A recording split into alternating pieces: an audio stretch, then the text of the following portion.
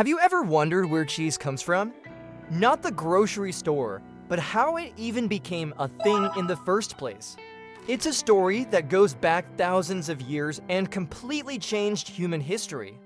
Let us dive into how our ancestors went from hunting wild animals to creating one of the world's most beloved foods. Welcome to FoodSaga. Like, subscribe, and comment for more. Let's start. Our journey begins around 10,000 years ago, at the dawn of the agricultural revolution. For millennia, humans were hunter-gatherers, constantly on the move, following herds and seasons.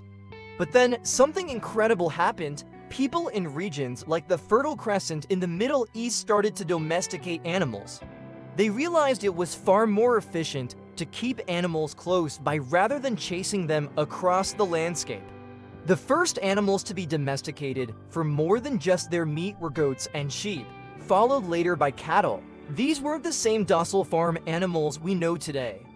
They were still wild, and taming them was a long, challenging process that took generations.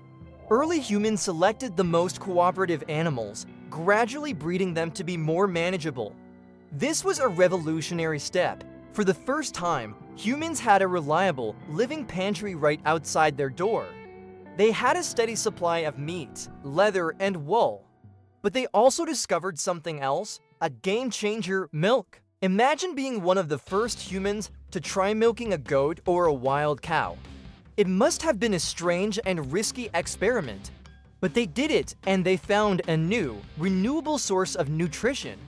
This was huge. However, it came with a major problem. Fresh milk, especially in warm climates, without refrigeration, spoils incredibly fast. Within hours, it could become sour and undrinkable. This presented a puzzle. How do you preserve this valuable liquid gold? They needed a way to store the nutritional benefits of milk for the future, for lean times, or for long journeys. This is where a bit of luck and observation comes into play. The first cheese was likely an accident. Picture this: an early herder stores some fresh milk in a container for their journey. The containers they used back then weren't sterile plastic bottles. They were often made from animal stomachs. Now, animal stomachs, particularly from young animals like calves or lambs, contain a natural enzyme called rennet. Rennet's job is to curdle milk to help young animals digest it. So as our ancient traveler walked under the hot sun, the milk sloshing around in this stomach pouch was being warmed and mixed with the rennet. When they stopped for a drink, they wouldn't have found liquid milk. Instead, they'd find lumpy white curds floating in a watery liquid called whey. At first, they might have thought the milk was ruined. But driven by hunger or curiosity, they likely tasted the curds, and what they discovered was amazing. Not only were these curds edible, but they were also delicious, with a tangy, concentrated flavor. And most importantly, they lasted much longer than fresh milk. This accidental discovery was the birth of cheese. Early humans started to replicate this process intentionally. They learned that by adding rennet, or even acidic plant juices like fig sap, they could purposefully curdle milk. They developed techniques to press the curds to remove more whey, and then salt them. Salting was a key preservation step, drawing out even more moisture and preventing bad bacteria from growing. The solid curds could then be aged, developing complex flavors and becoming even more shelf-stable.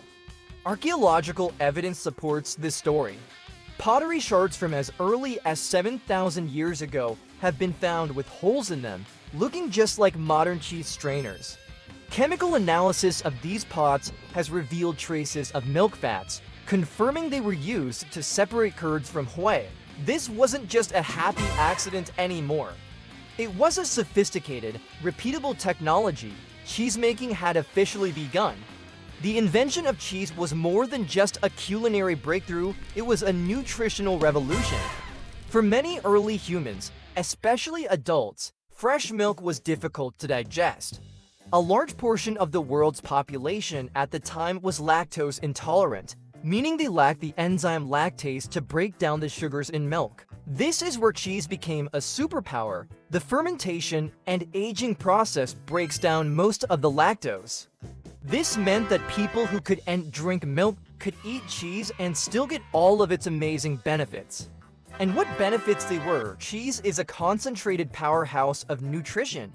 It's packed with fat, protein, and essential minerals like calcium. For early farming communities, this was a lifesaver.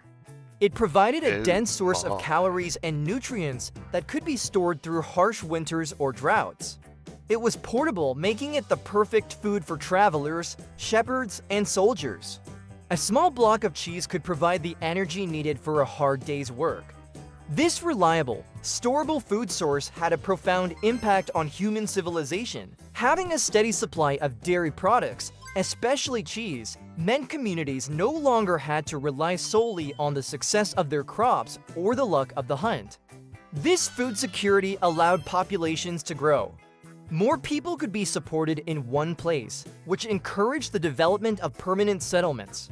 Think about it, animal husbandry and cheese-making helped fuel the shift from a nomadic, hunter-gatherer lifestyle to a sedentary, agricultural one. Villages grew into towns, and towns grew into cities.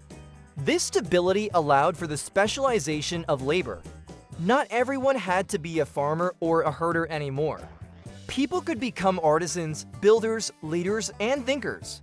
The complex societies we live in today have their roots in these early agricultural innovations. The simple act of preserving milk as cheese helped lay the foundation for civilization as we know it. From the mountains of the Middle East, the knowledge of cheese-making spread across Europe, Asia, and North Africa. Each culture adapted the process to its own local environment, climate, and available milk, be it from cows, goats, sheep, or even camels and buffalo. This is why today we have such an incredible diversity of cheeses, from soft, fresh cheeses to hard, aged ones. Every cheese tells a story about the place it came from and the people who made it. So the next time you enjoy a slice of cheddar, a piece of brie, or some crumbled feta, take a moment to appreciate its incredible history. You're not just eating a piece of food, you're tasting a 10,000-year-old tradition. You're connecting with our ancient ancestors who, through ingenuity and a bit of happy accident, transformed a simple, perishable liquid into a food that would sustain empires, fuel exploration, and become a beloved part of cuisines all over the world. It is a testament to human creativity and our ability to turn a problem-spoiled milk into a delicious and enduring solution. What's your favorite type of cheese? Let me know in the comments below. And if you enjoyed this journey back in time, don't forget to like this video and subscribe for more stories about how food has shaped our world. Thanks for watching.